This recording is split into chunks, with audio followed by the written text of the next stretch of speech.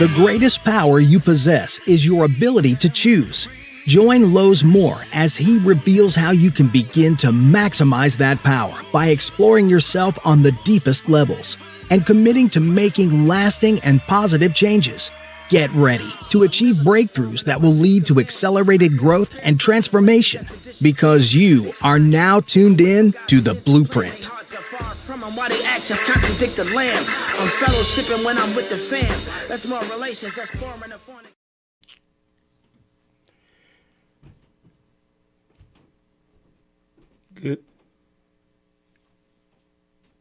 Good evening and welcome back to the Blueprint Podcast. I'm your host, Lowe's Moore. And man, I'm excited to be back with you for another week.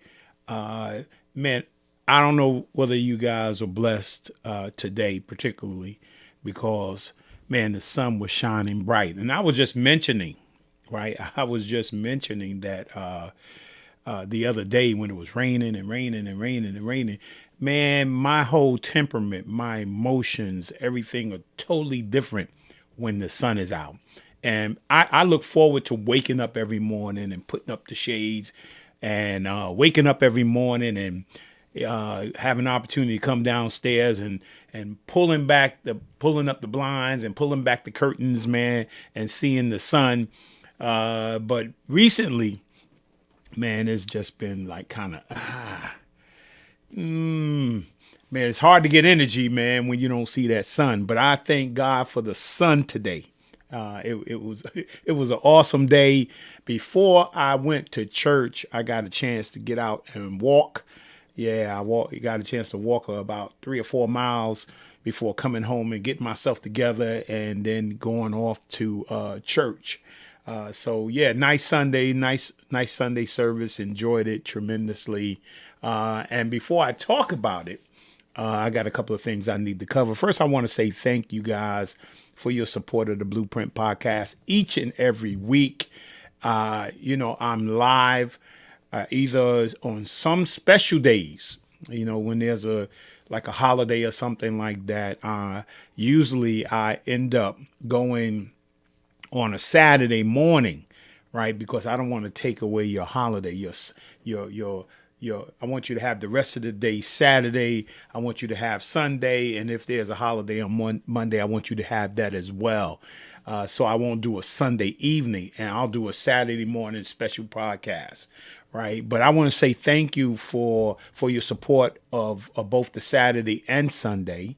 And I'm excited, that I'm continuing to grow, continuing to try to grow. And I'm glad. I want to salute to Facebook and YouTube. I wouldn't be able to do this without them being able to stream on their networks live. And so I want to say thank you to Facebook and Blueprint, because I'm Lowe's Moore, the Blueprint on Facebook and on YouTube, and now streaming. The Blueprint Podcast is streaming live on the Phoenix Network, PNN, and also Roku and also Fire Stick. So if you can't find me on Facebook and YouTube, you can find me on these other networks, these other streaming venues. And I want to say thank you to each and every one of them. And as you know, one of my favorite things that we've been talking about for months, right? And I really and truly enjoy particularly in this year, the start of this year, in February, I started my wife and I started what we call the Love Challenge, right? And we're still in the Love Challenge, right? It does not end, even though our special month will be February. Now we trying to create this launch of Love Challenge 365. We're trying to figure it out because we should be acknowledging the importance and power of love every single day. We should be manifesting love every single day. And we're not talking about selfish love. We're talking about selfless love every single day. Unconditional love every single day. We believe that all the things that we listen to and we see on the news, we believe that the love of God can combat that. That God can manifest through us the kind of love that can change the world, the kind of love that can change our society, that can be the remnant for all the violence that is going on in the world. And also, we believe that love has the power, right? Once we have that type of love, that powerful love, we believe that we can change society, and we can do a better job of making sure people will have places to live, food to eat, so forth and so on. So stay tuned as we, somewhere down the line, man, we're going to do a little launch of Love Challenge 365. And so let me get back to today, man. I had a wonderful service. It was a special service over at Emmanuel Pentecostal Faith Temple in Mount Vernon, New York, where the pastor is Pastor Derek Adams.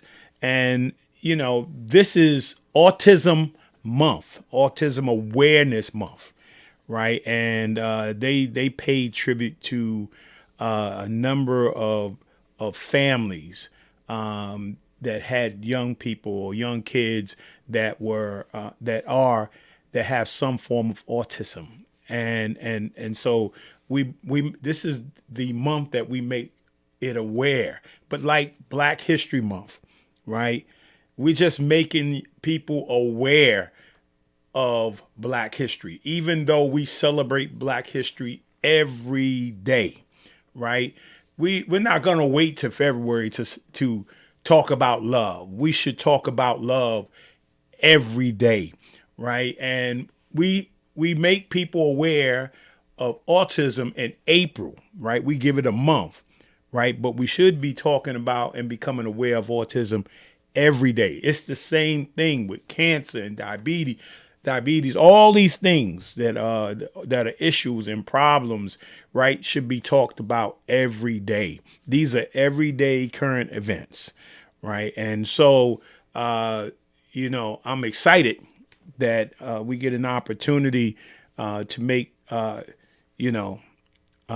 people aware regarding autism, and also around children and people with special needs. I mean, I have a special needs son, Isaiah, and that means that they have special needs. I think we all have in us, we all have some issues. We all have our own, whatever it is, our own weakness.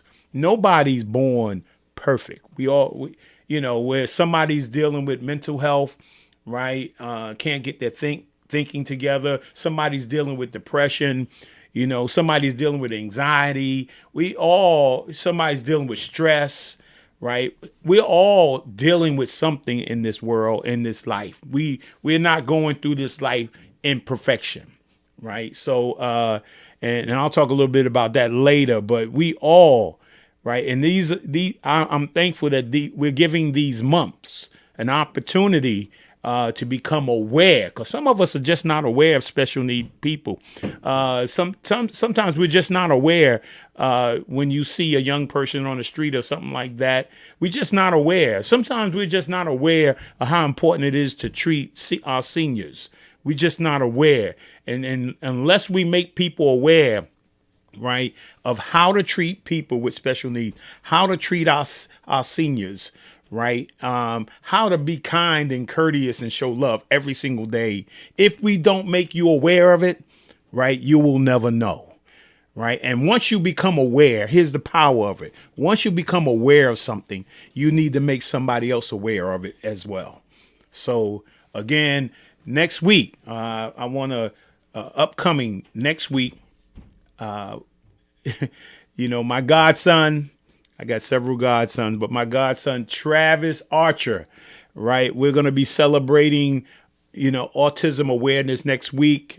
Travis was the keynote speaker or the guest speaker at the church this morning. He did a tremendous job, right? Finding my roar, right? Everybody got a roar. Everybody got a voice, right? And Travis has an amazing story.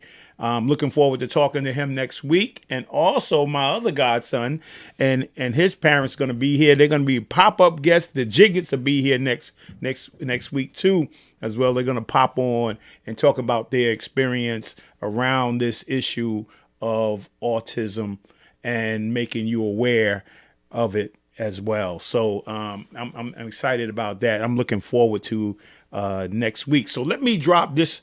This is my pebble. Drop my pebble in the pond, right? Of course, this is my miniature basketball. Everything has to do with basketball, right? So I'm gonna drop it, and we're gonna get started. And we're expecting the ripple effect of this show. We believe that somebody's gonna be blessed, right? Somebody's gonna become aware. And so let's get rolling. I want to start off with my book of the week.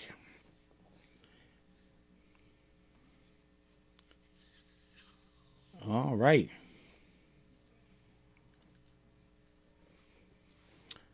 Right. The book of the week is called Deceived, by Keisha Mayo. And she's going to be my guest this evening. She's going to be on a little bit later, man. We're going to talk a little bit. She's a first time author, right? And she's got a new book out. We're going to talk about the book, but also, I don't know if you've seen in the intro, also she does plays as well. So we're going to be talking about her book. We're going to talk about her life. We're going to talk about upcoming plays, and we're going to talk about where she's going to be next signing books. And so you could get your copy of it. So I'm looking forward to that as well. And then here is my words, right? Not words of the week. The word of the week is perfection, right? And the other word of the week is maturity. And why I selected those words is because, number one, let me just say this, as I just mentioned earlier, right? Nobody's perfect, right? We all want perfection. The whole point is, can we be perfect all the time, right? So, one time in my basketball career, right, I had what I consider is the perfect game. The perfect game is no turnovers. I didn't have any turnovers. I didn't miss any shots, right? That's called the perfect game. And we won the game. That's called perfection. But perfection, being perfect, rarely happens, right? It's hard to hold on to perfection. But what we can hold on to, because in my estimation, there's only one perfect person, or has been one perfect person that existed on this earth. And that's called, his name was Jesus, right? And he was perfect, right? But because we all striving to not miss shots, and we all trying to not do anything wrong, right? But, in our turnovers, in our mistakes, is how we find our identity. In our turnovers, in our mistakes, is how we grow. In our tests and our trials is how we develop, right? So the real word here is maturity, right? We're not going to be perfect, but we can get better, right? We can become mature. We can grow up, right? We can stop making the same turnovers and mistakes over and over and over again. That's called maturity. When we become aware that was wrong and we no longer do it again, right? We become aware that I've treated somebody wrong, right? And we ask for forgiveness and we never do that again, right? And so we're trying to become mature.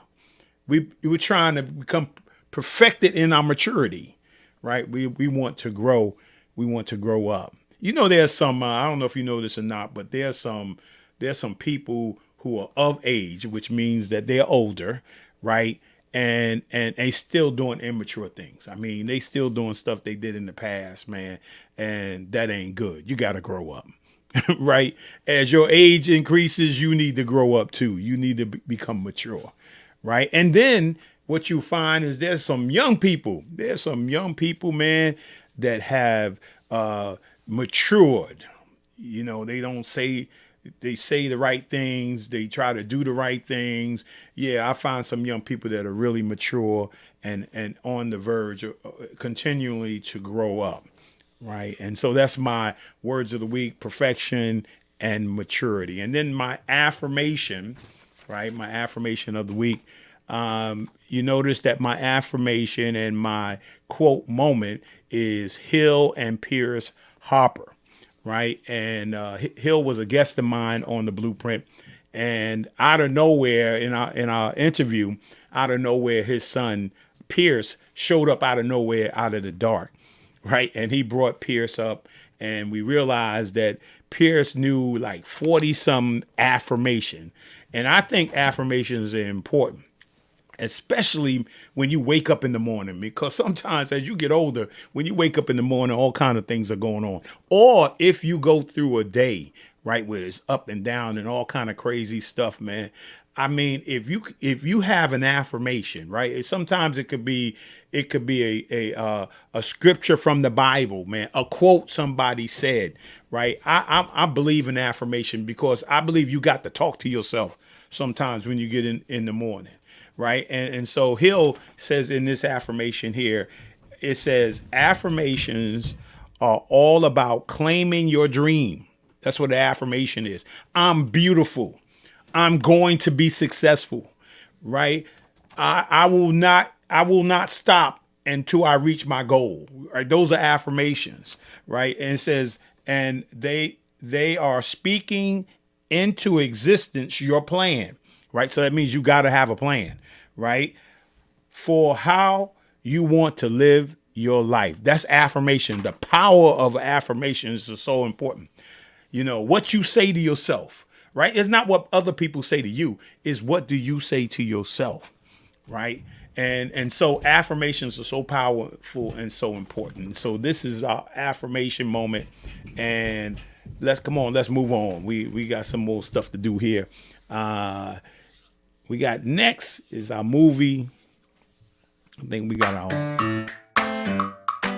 Hey everybody, this is Hill Harper, and I'm here with my friends from Begin, one of my favorite early learning companies. And we're here to help families get learning in just 15 minutes a day. And I'm here to show you how you can build confidence in your kids by using affirmations. They really work.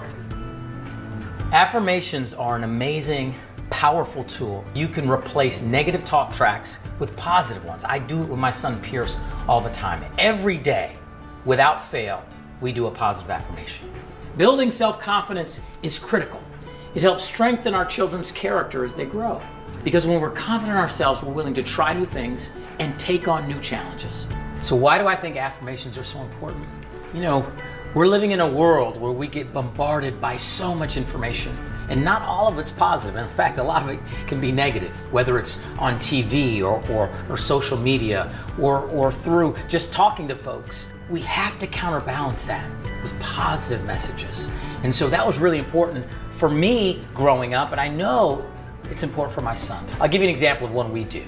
I have my son look in the mirror and say, "I'm fine." And this is what FINE stands for. FINE stands for fantastic, interesting, necessary, and exceptional. So this is how you do it. You look in the mirror and you say, "I'm fine, I'm fantastic, I'm interesting, I'm necessary, and I'm exceptional."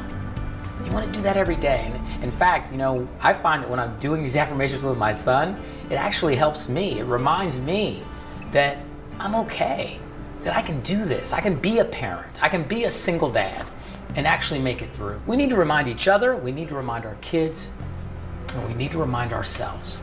So know that you are fine. You are fantastic. You are interesting. You are necessary, and you are exceptional, or you wouldn't even be watching this. And listen, you don't have to use my affirmations or the ones I suggest. You can create your own at home. And here's how you do it. Just think about what's important to you. Think about what matters in your life and in your family and in your house, and build something around that. Here's a couple tips. One, I like really positive words like courage, strength, beauty. You can write those on an index card and just stick them up on the mirror. I would do that with my son. I know when he brushes his teeth at night, I want him to see different words, right? So he felt good. He's gonna read them. They're gonna be sitting right there on the mirror. I used to do that when I was starting out my acting career, and it was really hard. There's a lot of rejection. So in my car, and don't laugh at me, in my car, I would stick up positive index cards on my dashboard, right? We all need this, and it works. It really does. If this is your first time trying affirmations, keep them short and sweet, okay? You can come up with something. You could just say one word. I am courageous. I am beautiful. I am amazing. I'm magnificent. Any of those are fine affirmations to repeat all the time. And they're easy to remember. And the affirmations can get longer and deeper as your child gets older. Here's another affirmation tip. Find an anchoring moment in your daily routine. For me and my son, it's on the way to school. Like, I drive him to school every day, and right there when we're sitting in the parking lot or even on our way, we'll do a poem. You can even take stuff out of books you like. If there's a really cool line in a book, just highlight that line and just start saying that line over and over. One of my favorite poems I do with him is a poem called A Great Somebody by Adrian Seeley Hardesty. It goes, I'm a great somebody. I'm a serious child with serious goals. My life is destined to be filled with positivity. I'm a worker. If it takes hard work, I will do it. I'm a clean somebody. I know that if I lie down with hogs, I can come up with mud. So I'll keep my mind, my body, and my character clean. And it goes on and on and on, okay? It's long, but I know it by heart because we do it every day. There's so much inspiration everywhere if we just look for it. These types of things are beautiful. I think that it creates a bonding moment between us. And I can say to him anytime, hey, you're a great somebody, and he knows what I'm talking about. And so the affirmation moments just don't live when you do them. They live at other times as well. I'm empowering each of you to invest 15 minutes today to try your own affirmations. I think you'll find ones that you really like. Come on, 15 minutes, it's worth it to change you and your child's life. You can start by writing them down, finding a time and place that works for your routine, and then practice them out loud. It's that simple. Grown-ups, get more information about how to use your 15 minutes of learning for your family at beginlearning.com/15 minutes. From the bottom of my heart, thank you so much for joining me in this journey. Yeah, that's my good friend right there, Hill Harper, man. That's my buddy, and his son Pierce, man. I love that guy, man. He's full of affirmations, man. He had about 40 of them on the show. He was just rolling them off. But again, I can't tell you how important it is to wake up every morning and have a scripture ready, something that you quote. You know, I can do like Steph Curry on his sneakers. I can do all things through Christ that strengthens me, right? Every time he puts on his sneakers, man, it's on there, right? You know, Nike could have signed Steph Curry, but they wouldn't put that on the sneaker. And that's why he's with Under Armour. So, yeah, just powerful. And look, he's selling more sneakers than anybody today. So thank God for that, you know. So here we go. Let's keep moving. You know, I got, was it Elijah? I know I'm going to mess his name up. Olawande, right? And my friend Paul, a few months ago, he said, "Hey man, you got to listen to this guy. It's such an anointing on his music, his worship and stuff like that." So when I'm walking sometimes, man, I can just listen to his worship over and over and over again, man. It's a blessing, man. Get his album. You may not be able to pronounce his name, but get his stuff. He's on YouTube, all over YouTube, man. And his music just blesses my heart, right? If you're looking for some good worship music. And then my movie of the week is Civil War. My wife was like, "No, why are you saying this movie?"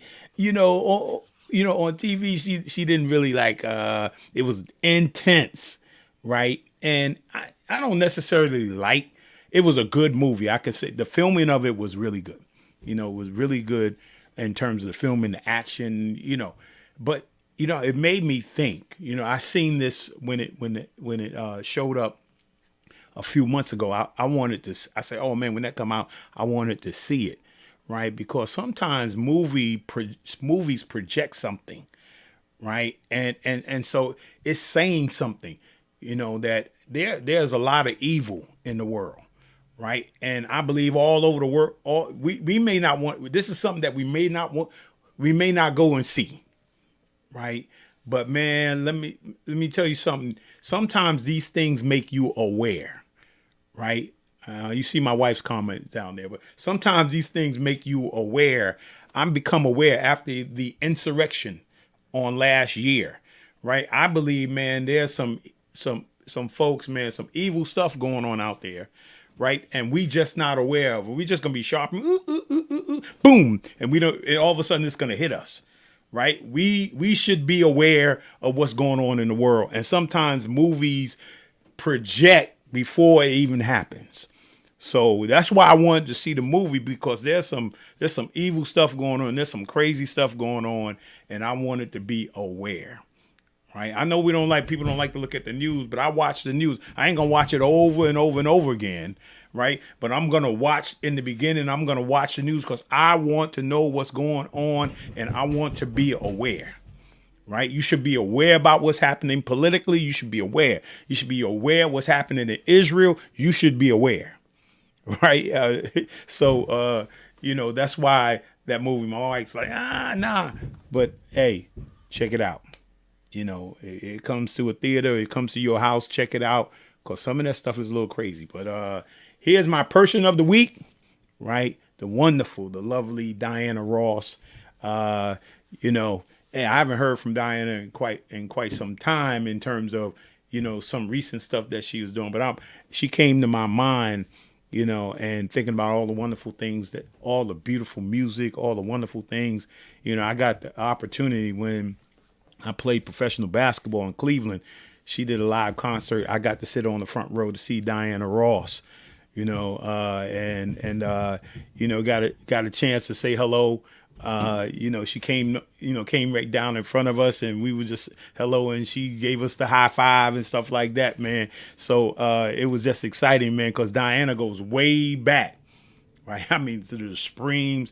We grew up on Diana, right? And then how can we forget the Wiz? Michael Jackson and Diana Ross and the Wiz. How can we forget that? Just amazing. So let me shout out I think I got some birthday shout outs here. Happy birthday, Leslie. Man, Leslie Wise. She played with my wife on the first women's New York State Championship, right? They won undefeated, right? Leslie, I want to say happy birthday to you. Tell your husband, Stanley, I said, what's up? Yeah. So I'm excited. Oh, man. So I think that's the only birthday man. Oh, and don't forget, as I said earlier, this is Autism Awareness Month, right? And wonderful service this morning. Travis was an amazing speaker, and Travis has graduated elementary school, graduated middle school, graduated from high school, and graduated from college, right? He's on the spectrum, but he's amazing. And he's gonna be my guest next week. It's gonna be powerful because I love Travis, man. He just can go all day. But I look forward to seeing you next week. And so let's get rolling. I got a little video here I want to show you, and then I'll introduce my guest for this evening.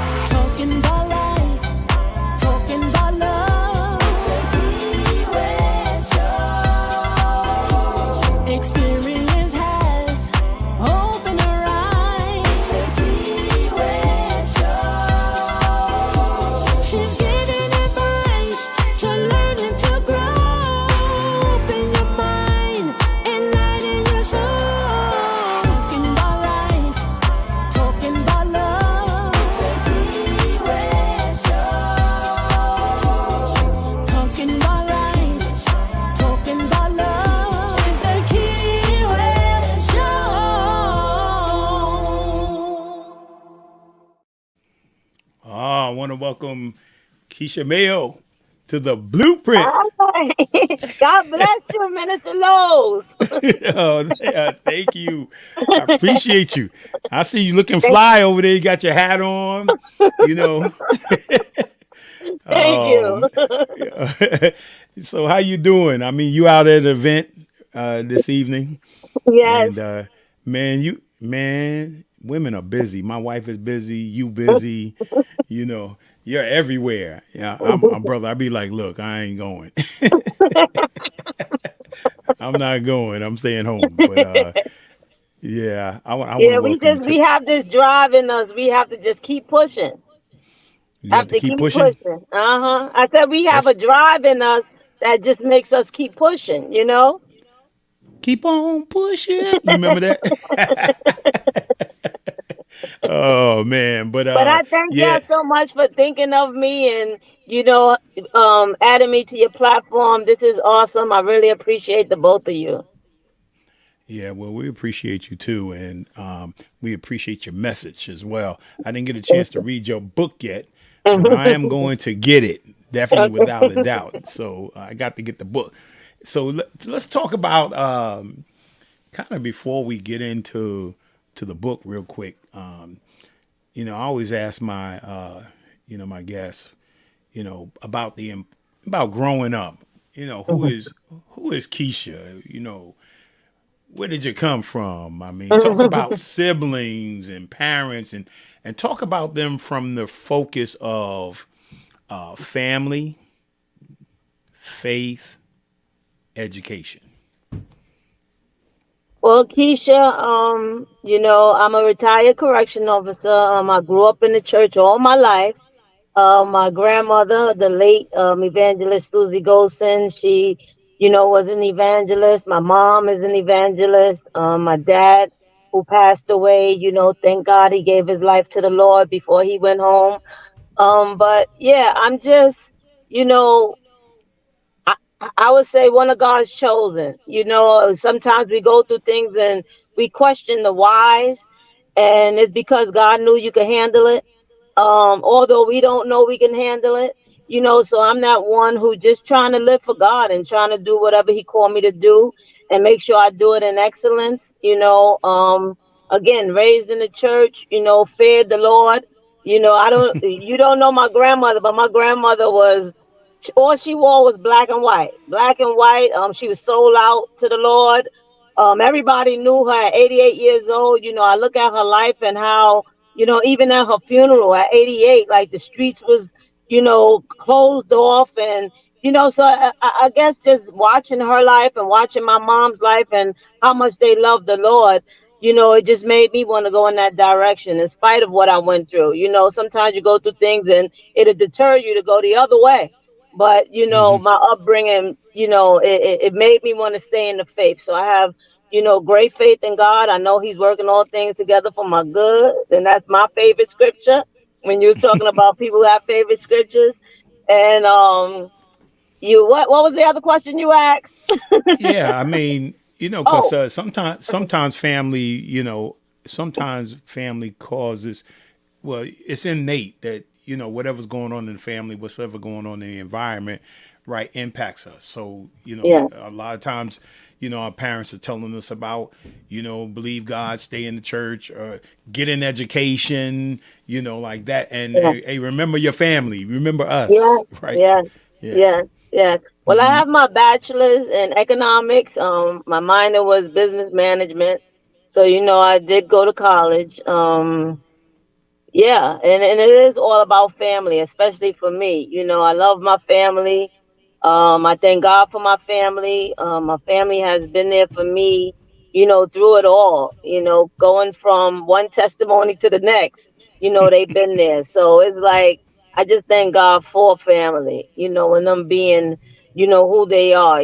Some people can't stand these sisters and brothers can't stand each other, but and I'm listening to, the news and hearing how people killing their mothers and I'm saying, what in the world what's happening in this world today? So Yeah. I just thank God for a praying mother, praying my grandmother, praying grandmother, and I just hold, my grandmother so dear to me. Even with this play that I wrote, is in honor of her. Okay. Just the life that she lived and just drawing people to Christ and being fishers of men. She definitely, her life just spoke for her. And that's what I want God to say, well done, my faithful servant. I just want to be faithful to God.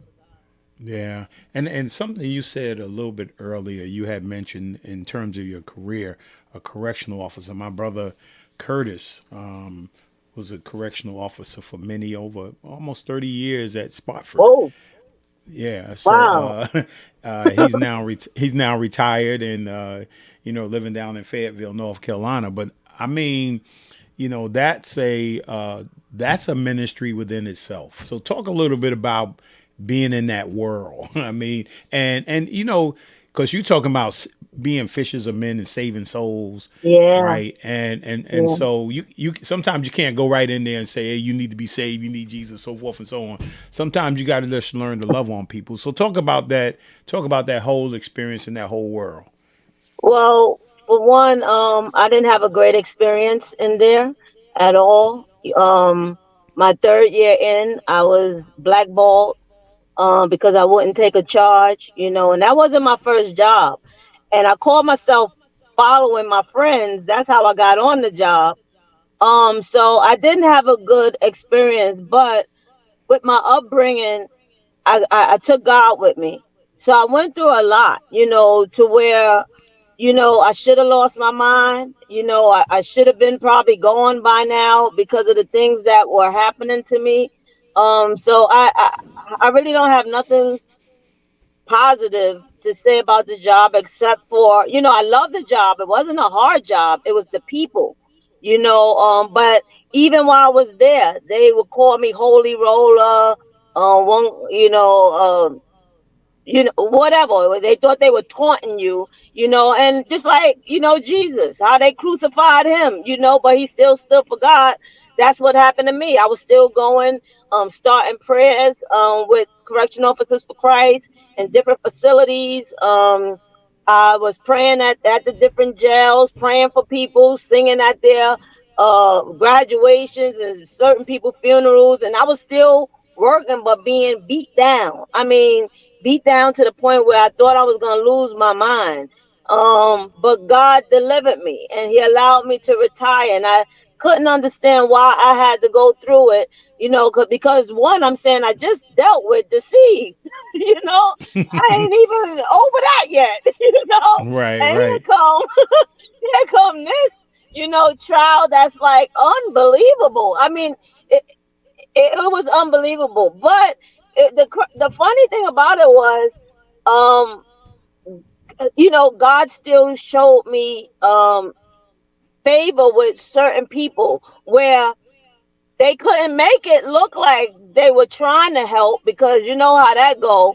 Don't act like you like her, because then I'm gonna tear you up. So they were scared to show that, they felt bad for me. So it was really nothing they could do, but they tried. So, but I thank God for the few people that were there who had a heart. But that place, I wouldn't want my family or anybody I know to go into corrections. And the sad part is people say you shouldn't say that, and it's true, because maybe they won't have the same experience I had. But what I dealt with for 11 years, nah. But I do thank God that I'm in my right mind. And I'm gonna tell you something. They kind of stopped me. I remember when I did my first play, and I did the play to my book, and they transferred me without me knowing, and they locked me in the facility for 16 hours a day for about 2 months straight. And here I'm thinking, oh, I'm going on the road. I'm going to do this with the play. I was all excited. And they locked me in. I lost my cast members. I lost this. I lost that. I was half losing my mind. And I'm looking at how God brought me out in 2020, January of 2020, when the pandemic hit. Isn't God timing something else? God's timing Yeah. is something else, because he brought me out. And if I'm talking too much, let me know, because I went from not talking to talking too much now. No, it's okay. It's interesting to Yeah, hear so the story. yeah, so he brought me out in 2020, and just looking at how, my church, they made me the director of the drama department. I'm like, wow, because I said, I've been in church all my life, but I was only on the choir. Like, I never really did anything but choir. I always say I'm a faithful choir member and a faithful paying member.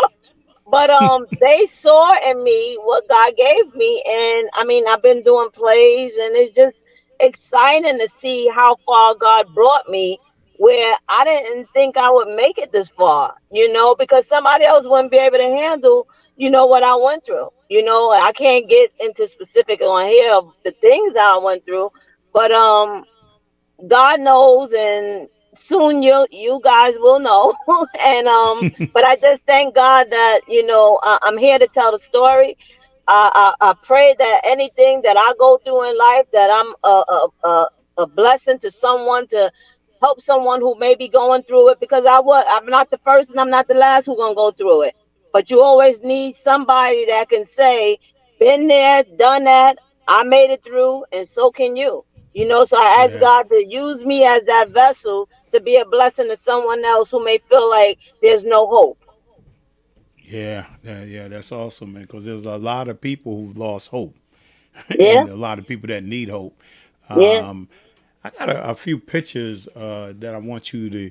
Uh, it was a couple getting married. I pull that right, and Oh, yeah. yeah, Mr. and Hmm. Mrs. Hill. Yeah, Yes. so and also I got man, man's best friend. Well, you got I got these little ones here, Right. right? So talk a little bit about about them, man, because you seem to be excited about them as well, Oh, those are my and babies. I just they had got them today. personality right there. They got all got personalities. That's little Landon and little London. Those are my great niece and nephews. That's my niece kids. And I tell you, it's so funny because her mother grew up with my oldest nephew, and it's like they're Danielle and Darnell all over again. Okay. So how I helped raise them, it's like I'm doing it again with these two. And I remember when Pastor Patrice had said something about, I wish I would have known, and this thing tickled me when she said it. I wish I would have known. I wish I would have had grandkids before I had kids. Yeah, she's always saying that if I knew how much fun grandkids would be, I would have had them first. Right? And although I don't Yeah. have kids, those are my kids. Yeah, But no, I no. just love them. They have so much personality. They're very smart. At 3 years old, he was already reading. Just very smart kids. I have them in the play. And you got to go to my YouTube channel because I have a lot of videos with them that I'm constantly just doing. Like they will help me promote my Barnes and Nobles book signings. So they're very smart and they have a lot of personality. I love those two. Yeah. I think I did see one that he was talking about get the book. Oh man, that's cool. And so talking about the book, you got a book signing coming up. So talk a little bit Yeah. about the book. We're gonna show this. Yeah, you got a book signing. When is the book signing? This coming Saturday, April 20th, and it's in Hartsdale, on Central Avenue, 1 o'clock. And this1 o'clock. will be my 51st book signing in Barnes and Nobles. Wow. Wow. Yes, Yeah. I love 51st. Barnes and Noble. I love Hmm. Barnes and Noble. What am I doing? I'm gonna have to ask my wife what I'm doing on April the 20th. I know where Hartsdale is at. Man, Yeah, y'all come. the craziest thing was the other day, since I've been retired, man, it's hard to find stuff to do besides go to the movies, right? So I was thinking like, where's the nearest? There used to be a Barnes and Noble real near me, real Hmm. close to me, Hmm. and I was thinking in my mind, man, I want to go to a Barnes and Noble. How far is Barnes and Noble? And I was thinking like, there's one on Central Avenue in Yonkers, and then Right. there's one in White Plains. If I used to go to movies up there and then go to Barnes and Noble, Hmm. or vice versa. So yeah, we might have to take a little trip up to the Barnes and Nobles, and I can walk around there. And that's a new one. That's a new location. They Oh just yeah. opened up a couple of months ago, I believe he told me. Yeah, Well, because I mean, God showed me favor. With Barnes and Nobles, to the point where they just love me and they'll just refer me to different ones. And you said talk about the book. What I want to talk about is I never wrote the book with the intentions of being an author. It was never a dream of mine. I was always too ashamed because I was quiet and reserved. I was always too ashamed of my testimony, so I never really shared what I went through. My mom and I are close, and I never shared the story with her. So writing was an outlet for me. So I wrote it, but never with the intention of being an author, just writing what happened to me. And never forget, years later, it had to be maybe over 10, maybe 12 years later, God spoke to me and told me to pick the book up. And I remember saying, for what? Talking to him like, why? I ain't telling nobody the story. What I'm picking the book up for? But he wouldn't let my spirit rest. And I'm like, I want to tell this story. So I end up looking for the jump drive that I remember typing it on. And I plugged it in the computer and nothing came up. So I was happy. I was like, oh, well, nothing came up. I don't know, what happened with it. But God was like, okay, keep playing, So I took it to my mother's house and nothing came up. So I was like, okay, well, nothing came up, God. And I'll never forget, I was in a bad car accident and I was home for a while. And then when I went back to work, I came home from work and God directed me to a hard copy that I don't even remember printing out. I don't even remember printing the thing out. And I said, oh my God. And that's when I realized God really wasn't playing. And I just asked this young lady to retype the story. There was like a few pages missing, and I just threw it in because if you know your story, you know your story. So I threw it in and it just, I mean, I look at because I didn't want to do the book, and everybody would say, "Oh my God, I can't put the book down. The book is good, this good, and this." And I would go to my mom and say, "Mom, I mean, I don't get it. Why are they saying that?" Like because I was hard on myself because I knew I didn't want to be an author, and she said, "Because you didn't write that book. That was all God." And I even look at how 4 months after the book's release, I'm in Barnes and Nobles. That was my first in the big one on 86th Street. And it just trickled from there. Like people were like, oh my God, look what they just fell in love. I would say with my spirit and I would talk to everybody and it just went from there. And I like to tell this story whenever I do a little interview. I always say God had it where the one that was in Co-op City before they closed, TD Jakes was in there 1 week. I was in there the next week, and then Osteen was in there the following week. I said, Ooh, God don't put me in between two yeah, powerful men. yeah. I was over there for TD Jake's signing. He signed the book Instincts. Yeah, I was there. Yeah. Oh, so you was right after him, right? I was right after him, and then Osteen came after me. Wow. Hey, that's some power right there. Yeah. Oh, that's cool. Yeah. So talk a little bit about the book, whatever you could share about the book. So Talk a the little bit book, about. I is an inspirational book. To let people know there's life after deception. What makes it a page turner is I put my events and what I went through in the book. I really don't like to share too much because I want people to get the book, but it has to do with being deceived, and we know deception comes in many forms. Mine was in my marriage, but it comes in friendships, relation different relationships you can be deceived, but it's a book just to encourage people to let them know that there's hope before the grave, that there's life after deception. You don't have to fall apart, you don't have to give up, you don't have to throw in the towel because it was for a reason. We go through things for other reason, I mean for other people.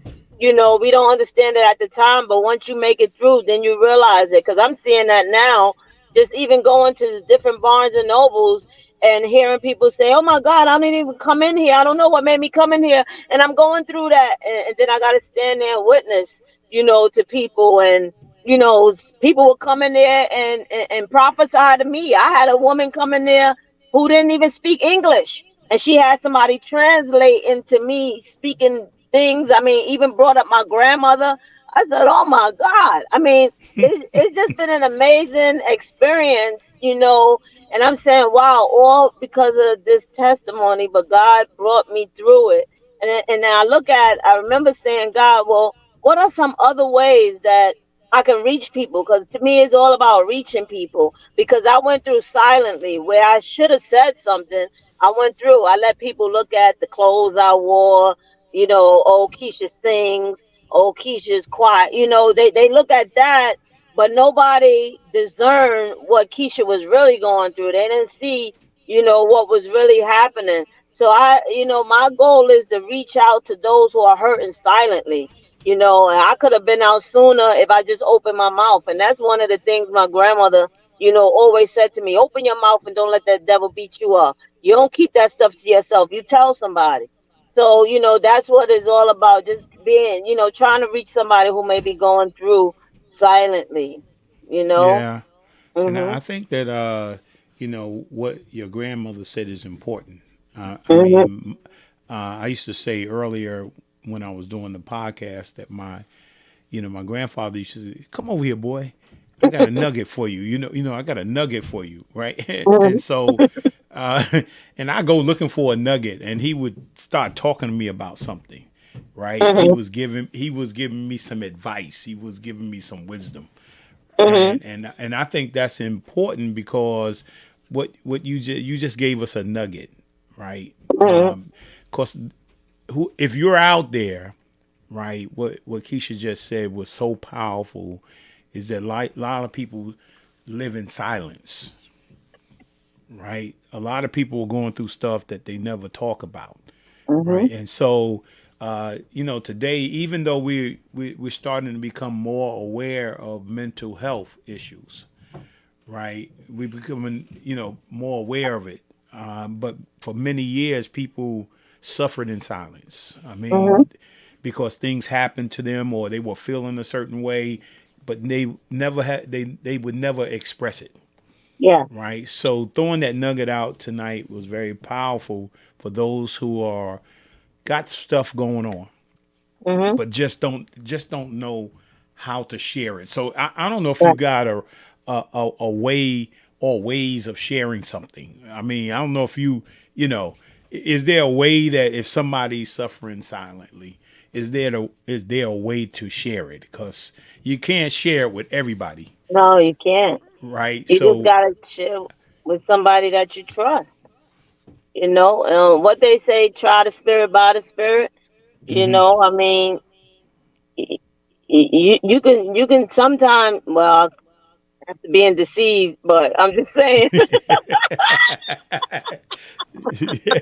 But I mean, now, you gotta show who you can talk to, or somebody may even testify, and you be like, "What? She been through that?" And you're able to go to that person and talk to them.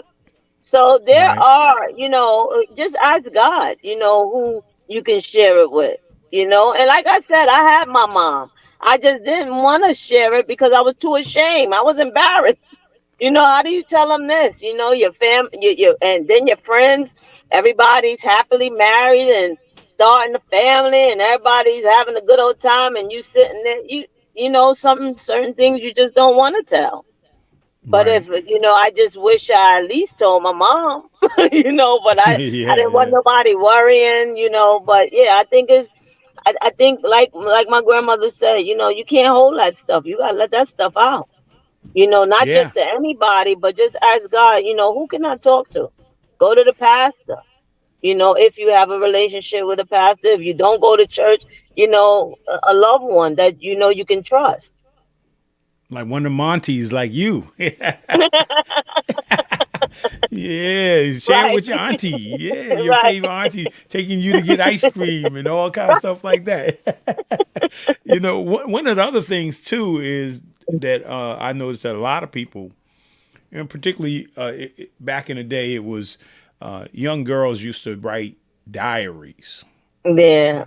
right? And then Mhm. today is journaling. Mhm. Sometimes you got to journal. You got to start every day. You got to just start writing stuff out. Because you Mhm. got to get it. You got to get it out of you, right? Right. And then eventually, you know, maybe you will share that journal or share Mhm. what's going on. Yeah, I mean, I think that's important. And then the other thing is that we have to be more sensitive, more aware Yeah. at the ability to read people, Yes. to see what they're going through. I used to ask God. I was a little guy. I don't even know what those words meant. I mean, I was like when I got saved, I was in high school. Yeah, I don't know why I used to always ask. I don't know. I don't even know where the words came from. But I used to pray them. I said, Lord, give me insight and Mhm. foresight. Right, Mhm. and I don't even know what I was saying. You, I was just a little, high school kid Right. in ninth grade saying, I don't know, I'm just praying, Lord, give me insight, give me foresight, give me Mhm. wisdom, all those Right. things like that. Yeah. And you see, like, later on in life, you see that you could, when people were having situations, like particularly when I was in college, man, there were a lot of people I used to meet, man, they were going through stuff. Mhm. And then God would give me words to say. Because, sometimes when you, I guess the word vulnerable, right? Like that, Mhm. people can take, like, I'm glad you said find somebody who you can trust. I mean, Mhm. really Mhm. authentically, really, really trust, Right. right? Because you don't want to, because sometimes people take advantage of weaknesses, Right. right? So they, Mhm. when you find yourself in that space, man, where you think you can trust somebody, you really can't trust them. Right. So you Mhm. have to be aware. But I think journaling is good. I mean, when you write the stuff down, and then somewhere along the line, you pray to God that you'll be able to share it with somebody. Right. You know, Right. Mhm. yeah. So, Because um, some people loved you when you were miserable. When you couldn't yeah, tell. Because and it's funny because my niece, she, after the book came out, she said, Auntie, now I understand you. They didn't understand the mood swings because I was holding something. They didn't understand not wanting to be around people. They didn't understand the quietness. They didn't understand a lot of things. And after they read the book and they were, older, it's like, Auntie, I get it now. I understand what you was going through. So yeah, it's like, we used to use the word discernment back in the day in church. You yeah, just say, you got to have that discernment, but nobody picked it up because I remember, somebody said to me, did you make that book up? Did you make that story up? And I said, make it up. Who want to make that up? And they said, because every time I seen you, you was always smiling and just nice and happy and this. I said, no, I lived that thing. you know, but nobody knew, because what the Bible says, I'll beautify the meek with salvation. So yeah, you're not gonna look like what you went through. And even though I thought I was tore up and beat down, God was keeping me, yeah, and I know it was only him. yeah. And then I probably had a lot of people praying for you as well. All those that Yeah, have been praying over the years, man, to yeah. sustain you. Yeah, so very powerful. And but besides the book, I mean, you turned the book was into a play, and then Yeah. now you got a upcoming play, Yes. right? And I don't know if you wasn't on earlier because Patrice and I had I was doing it, and when the new year started, a friend of Mhm. mine called me and asked me, "Hey man, hey, check out this link," and it was, you know, the wisdom challenge, 31 days in Proverbs, I didn't make all the days live, but they had a Mhm. backup, like you get the replay, so Mhm. so Right. I made probably about 50% of them I made live, and the other 50%, I picked up on replay about Mhm. the book of Proverbs for 31 days on wisdom.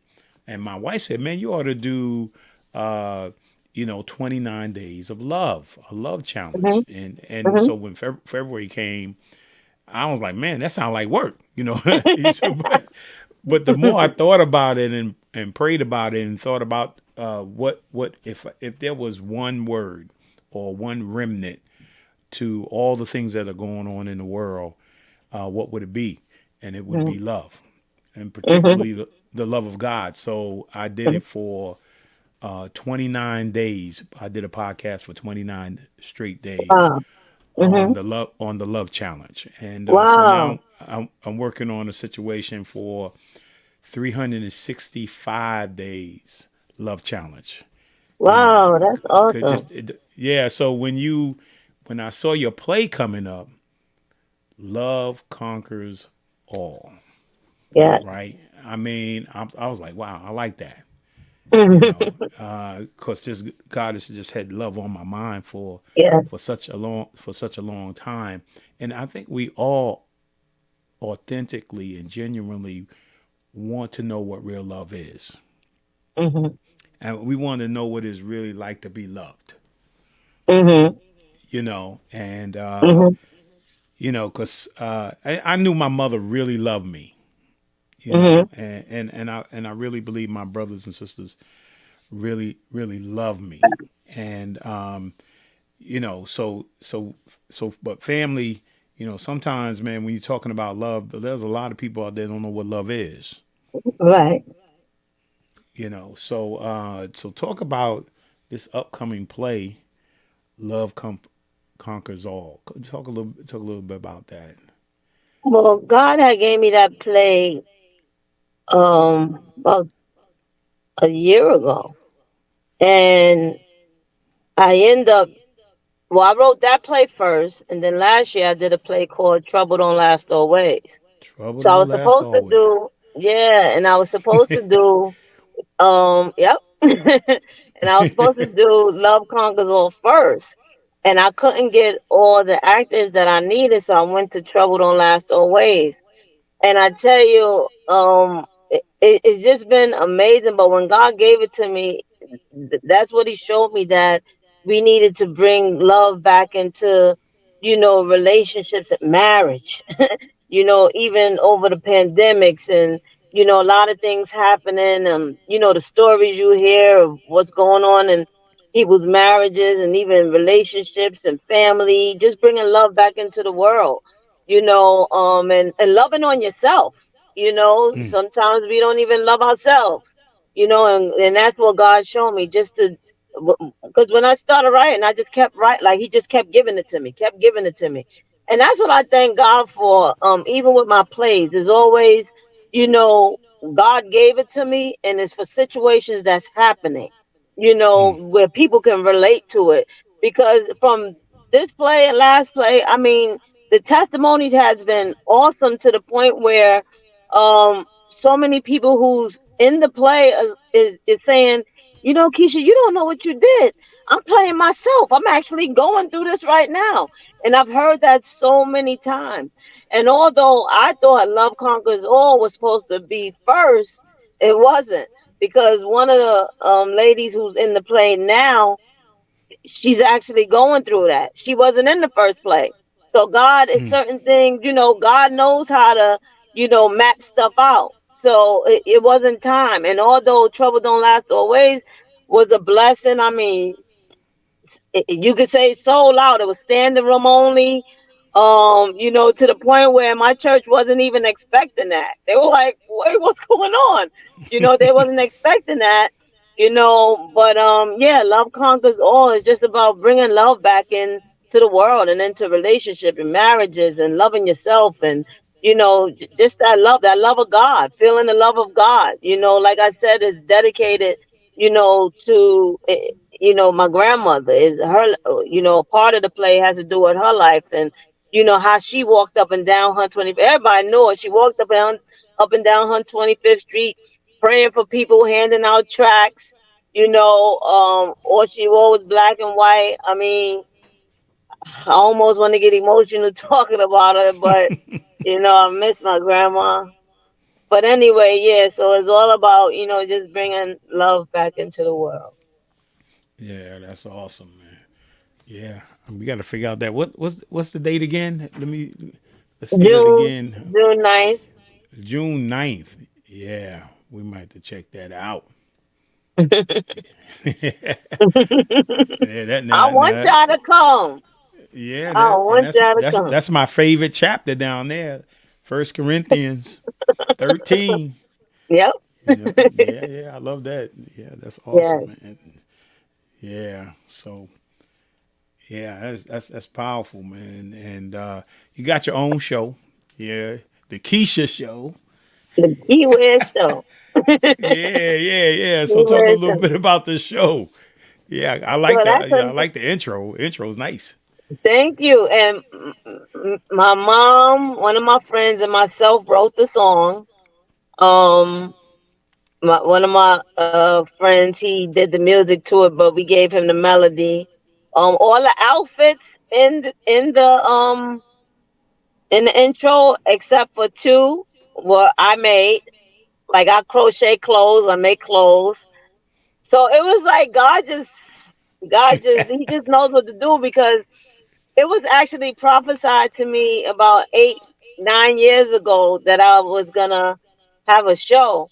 And I remember laughing within myself because she was prophesying and she was saying, and I see you having your own TV show. And I was like to myself, like, she must be talking about somebody else because I don't even like talking. Oh man. I said, I don't even like talking, so she got me talking. And here we are years later, and I have the show. And here now I'm talking too much. Oh no, you got the book, the play, the show for somebody who didn't want to talk. I know. I know. And then I said to God, I said, God, you know I don't want to be in nobody limelight. I like to be in the back. I want to hide. You know how I am, God. And then he put me on the billboard in Times Square twice.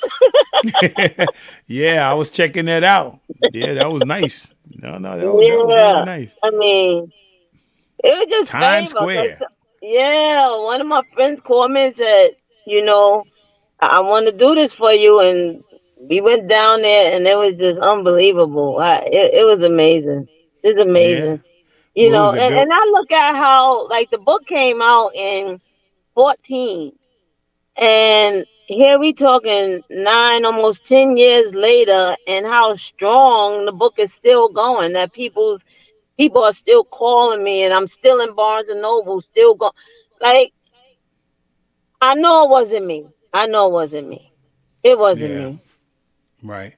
Well, It wasn't me. I can testify that. I mean, when a friend of mine came to me, he had written a couple of books and he had published a couple of books, and he said, "Man, you ought to write your story." And I was like, "About what?" I mean, I was thinking like, is my story interesting? Hmm. I wouldn't even. I'm like, nah, man, they're not gonna do it. And a couple of years later, I was doing something, and I heard the Lord say, "Write the book." Hmm. Right? I was like, "Nah, I ain't write no book." Yeah, I mean, but it was such an impression, Hmm. right? And so when I wrote the book, right, you're absolutely right because if the Lord anoints the book, Hmm.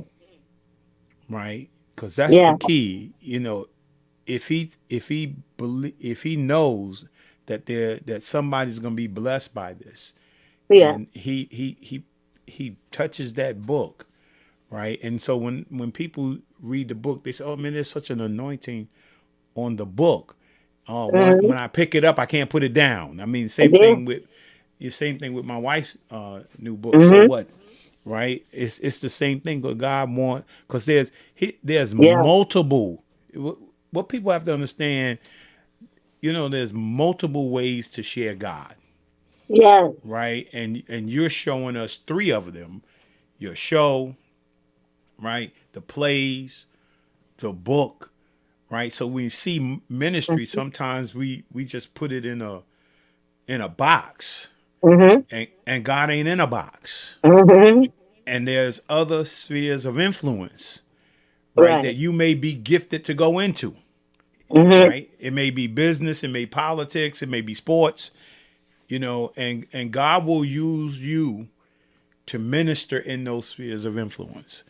Yeah. And then he will allow you not only to just have one thing, he'll give you multiple things, Hmm.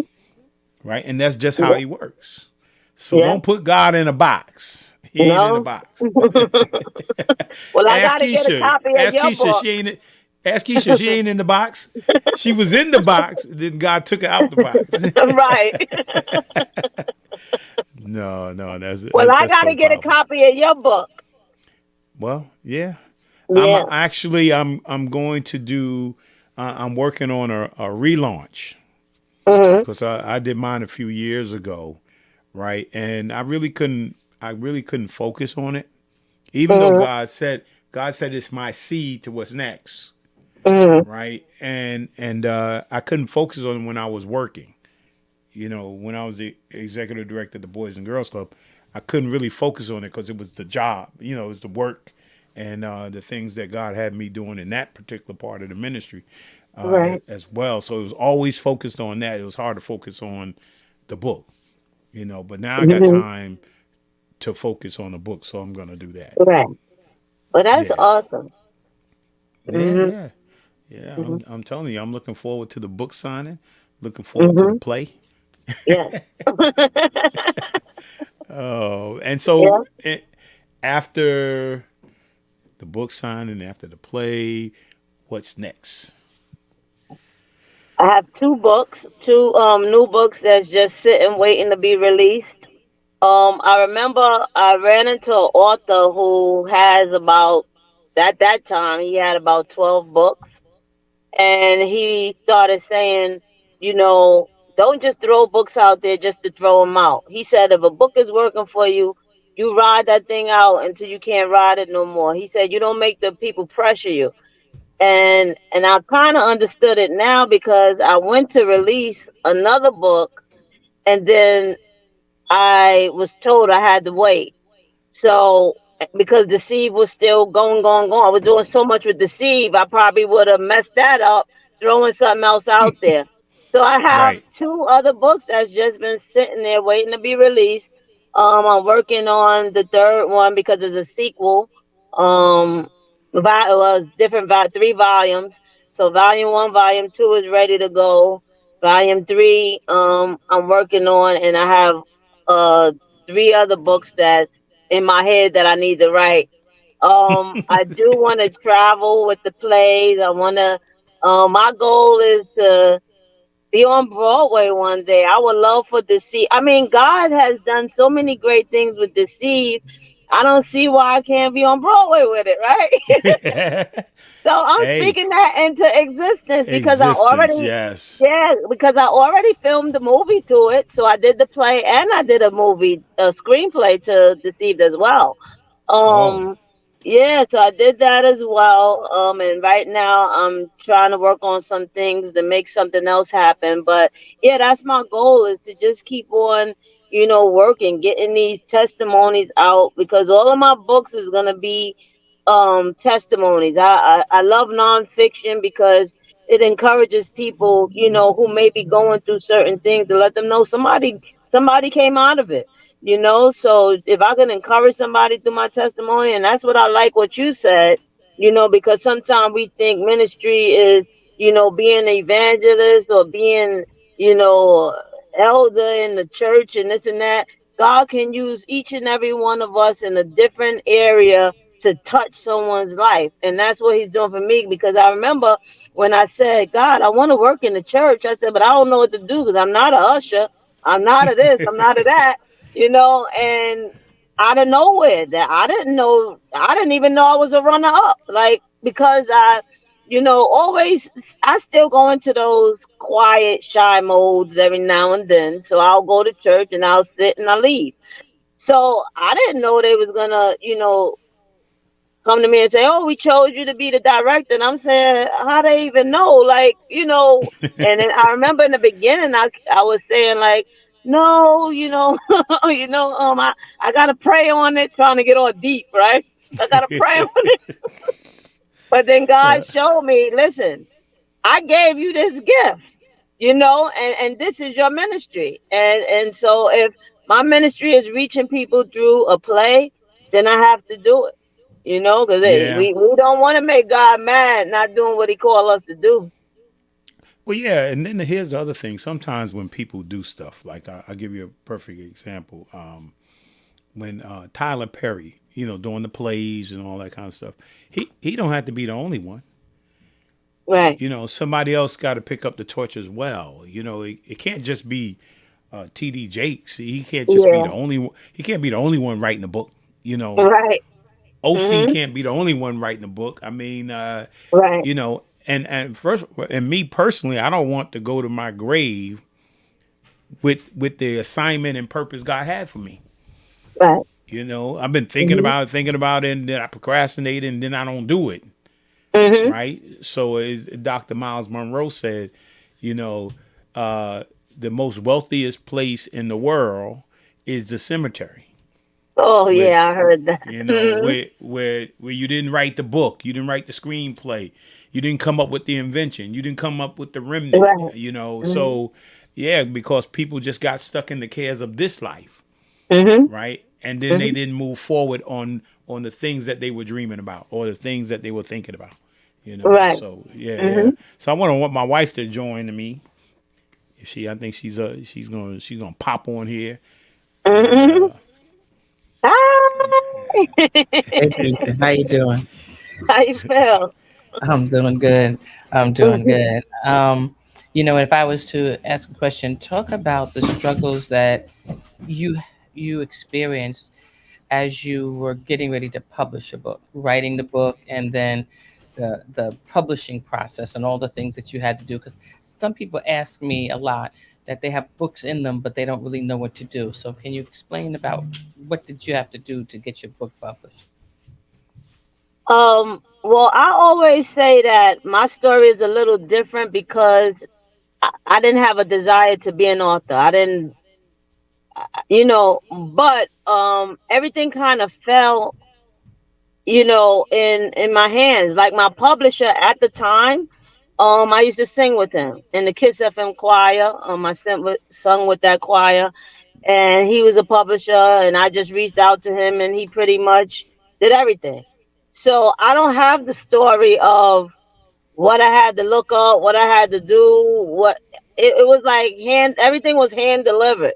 And then once I took over everything, then I kind of learned, you have to look for a publisher, you got to look for an editor, you got to look for these certain things. So, but I didn't, God honest truth, I didn't have no struggles when the book first came out because it was all God, like I said, I had the young lady retype it. Once I typed it, I started talking to my friend and he was like, "Oh yeah, I'll publish it for you." So he did everything. And then the book came out and yeah, I'm who learning was it? now because at one time I wanted to start my own publishing company. And I had the name, I had everything done, but the problem was I couldn't get somebody to edit it. I couldn't get somebody to do the graphics. I couldn't, so I didn't have a team. So I done away with it. So I was learning the process, but I can continue the process because I took over my rights from him. But he started everything, you know. So it was like God had him started, and I'm just going with the flow of what I know I need to do. Yeah. So and it makes me feel bad because I get that, I get those questions all the time. And I don't want people to think I'm just not telling them something. Is I'm just saying, listen, I really can't tell you because everything was right there for me. I can't tell you how to look for a publisher or where to find one because even that publisher, he lived in Florida, so he wasn't even here. But he did everything in Florida. I just sent him the book, and he did everything for me. Yeah, but That's awesome. you actually gave some process though. I mean, because that's actually what happens. You create the manuscript, you write it, Hmm. right, and then you got to get somebody to edit it, and then you Hmm. got to get somebody to publish it, Right. right? Hmm. Yeah, And type it. yeah, Right. and type it. Yeah, Yeah. yeah. It got to be. Then you got to figure out what the dynamics. How big is the book? How small is the book? Right. How many pages do you want? Right? Right. Because yeah, all that stuff But comes into but play. it's funny because he started it, because God had him started. I knew what size. Like I would do everything from what I learned and took it over to my new books. You know what I mean? Right? Yeah, But yeah. yeah, but yes, I really didn't have a struggle in the beginning, thank God. And I believe it's because it was something that I didn't ask to do. I didn't ask to be an author, because even after I did the book, and everybody began to see, how God was blessing. It was like, how you do this, how you do that, and I'm like, I really don't know, like, and I didn't want people to, think I just wasn't telling them something. It's like, I'm not, trying to keep anything from you. I just really don't know what he did. But he Right. did everything for me. I just paid him. Right. Awesome. Anything else, Yeah. Bay? Yeah, I saw this picture. Talk me a little bit about this picture right here.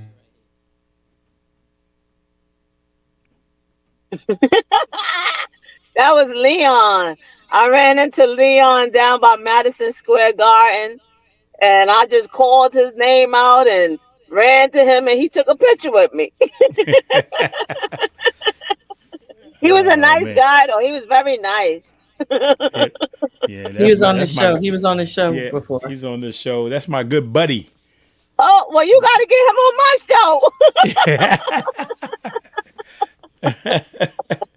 Oh man, yeah, yeah. Leon's cool, man. He's real cool.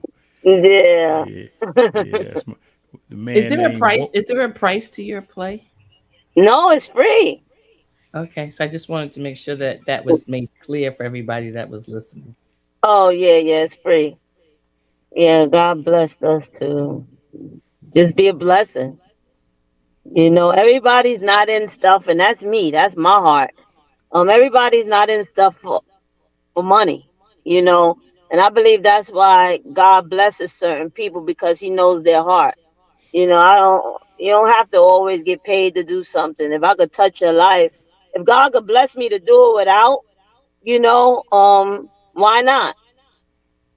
Some people are not like that. Like, I don't know. I don't know. I guess what it's my upbringing. That's how I was raised. Like, even I have a CD out, a single. It's been out a long time now. I believe God is on iTunes, and people would ask me to come sing somewhere. I done sung with the Kiss FM choir, Mahara people, different people, and backing people up and stuff like that. And I will give them the envelope back because that's just how my grandmother taught me. You working for God, and I'm not saying it's not good to get paid, especially if that's your livelihood. I'm just saying certain people are not out just to always get money. You don't mind being a blessing to somebody. that's right. Yeah, no, I hear you. Amen. Amen. Yeah. So and also it gives a vehicle for, somebody who's out there that's looking to get into particularly a career and whether Hmm. they're trying to sing or to act. One of the first things you have to do is build a resume. I always tell, particularly kids that come out of college and they're trying to Hmm. make it to the pro, or they're trying to make it to the pros, or they're trying to get overseas. Most of the time we come out with no resume. You need games where you played well, you need highlights, right? And Yeah, you need to build a resume, right? And yeah, so sometimes starting in different plays like that, learning the craft, learning how things run. Maybe you want to be a director, right? hmm, These are how things start. I started here in the play, right? right. And I started in the choir. I mean, Hmm. that's how things start. And you develop your gifts so that again, God uses you in that sphere of influence. Yeah, because that was Yeah. another thing that I meant to say, that I was asking God, what other way can I reach the people? I said, I did the book. I'm going here. I'm going there. And God just put the play in my heart. Now, I've been in plays. I did My Mom Wanna Sing. I know y'all know Dana Hubbard. I was in his play. Every Dog Has a Day, and just had a small part at that time. Um, but I never thought about writing a play, directing a play, produce. Never thought about doing a movie. Like, God had me doing things that I never thought about. Like, I never thought I would be the one leading anything. It's because I always like to hide in the background. I never wanted to be out front. So I never thought these things would happen, and God just started showing me, okay, do the play. And when I sat down, it's like I just couldn't stop writing. Like he just kept giving it to me, and it's just a blessing, when I think about the things he has done with this testimony of mine, because that's what I call it, my testimony. Um, opened so many doors, allowed me to do so many great things, and I just I never imagined it happening, but he's doing it, and I still believe that there's another you know, avenue that I do want to take. And I'm trusting and believing that God will do it for me. I even went to Tyler Perry's studio. I couldn't get in. I couldn't get in, and sometimes God won't allow people to help you because he don't want you giving them the credit for what he's doing. So I also know that, so a lot of times we say, well, I'm working hard, I'm doing this. Why they not seeing? Because God ain't gonna let them see it, because it's not for them to do it. It's for God to do it. And so I'm realizing I'm growing, I'm growing up and I'm growing and I'm realizing some things, and I see how God is doing some things. And I just want him to be pleased. I just want to be pleased, and I just want to be able to be a blessing to others. Yeah, and so are you performing in this play? I am, which I didn't want to. I wasn't even supposed to perform in my first play, Deceive. I wasn't supposed to be in it. I ended up playing myself, which Well, brought back well, so who many. knows you better than you? Now you sound like everybody else. But yeah, and then the last play, I wasn't supposed to be in it. I ended up being in there. This one, I definitely didn't want to be in it. I just wanted to direct, and now I have to be in it, so I'm in it again. All right. Yeah, I like that. Yeah. Yeah. Wow. I enjoyed this. This was awesome, man, to hear about the things that God is doing for you. And Amen. What can we do to support? What can we continue to do to support this endeavor? If you can just share it and tell people about it, and that would be a blessing to me. Just to share it, and my thing is, I want souls to be saved. This is in honor of my grandmother. My grandmother was all about souls. So I want, and I don't know why I just felt like crying, but I want souls to be saved. I want, people to be touched. So you don't just want just the church members who go there to be there, but you want to actually, allow God to bring in those that truly need salvation and truly need to be delivered and healed, and set free from some things. So that's what I'm looking for, just for people to get delivered that night, and bring love back into this world, and just for them to feel the love, and that's what it's about. So that's why if y'all see, even on Facebook, I'm always doing maybe a silly video and videos with my niece and nephew, or I even have my mom acting silly sometimes, but that's why they couldn't believe how, people were calling me Keisha. I couldn't even get in. I went home, and they like, man, and that's what happened even when I had to play at Allen, my first play. Like, it was sold out, because at that time I did sell tickets, but now, I didn't sell tickets, and God just brings the people. And I thank God someone got saved even the last play. But, I'm looking for more souls to come. If we're going to be fishers of men, we want to bring them in. That's We right. want people to be touched, so that's what it's about for me. So Wow. yeah, I mean, just telling others about the play, and hopefully it's somebody that just needs to be touched, because a lot of people, we all going through something, it's not, we all got something that, we praying and asking God for, whether it's more patience, God, God heal my family, or whatever, heal my, whatever it may be, we all going through something. So I would love for someone to come there who really needs something from the Lord. Yeah. Well, Keisha, I want to thank you. For taking time out your busy schedule, sharing your Thank time, you. tonight. Thank you. No, this has been a blessing. And, I pray that the Lord keep you strong and healthy, Thank right? you. And that you will fulfill all that he requires of you. you Yeah. know, Yeah. uh, I do want to say thank you though, because it's very unique today that what you're doing. And I believe, and also I'll say this to you, when people, I believe that people are going to come and be a blessing to you, right? And sometimes we say it's not about money, but sometimes it is. If you're going to reach a greater audience, right?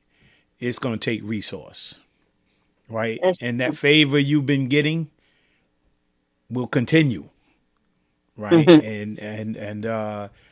But that's in blessing because whatever the book, the show, the plays, right? You want to keep expanding so that a greater population will want to come in and see and hear. Yes. Because Yeah. he'll cause that thing is small like this to just keep growing, Hmm. right? Hmm. Because people don't, people may not be aware of it, right? And I read this that God puts a space in each and every one of us, right? That only he can fill. So that's why people are searching. That's why people are trying to find it in the bottle, trying to Hmm. find it in the drugs, trying to find it in hatred. They trying to find God, Hmm. right? But by doing all these crazy things. But Right. when we find him, only he can fill that space, right? And Yeah. and so if it's through your books, your show, your plays, you help people to fill that space that only God can fill. So again, I want to say Amen. thank you. I want to say Thank thank you you. for coming on. I appreciate it. Thank and you. I'm gonna sign off now and let you get back to the Okay. event. Thank you. Thank you very much. I appreciate you. God love you. Thank you. I And love you both, and thank you so much again. And I apologize that it looks so dark in here. Forgive me, but y'all know I was out. But I love you, and I thank y'all so much. And I can't wait to see y'all at the book signing. that's right. Book signing and play. All right. Okay. All right. Enjoy. Good night. All right. Good night. I want to say thank you to each and every one of you guys for your support of the Blueprint Podcast each and every week. Man, you guys know I love you.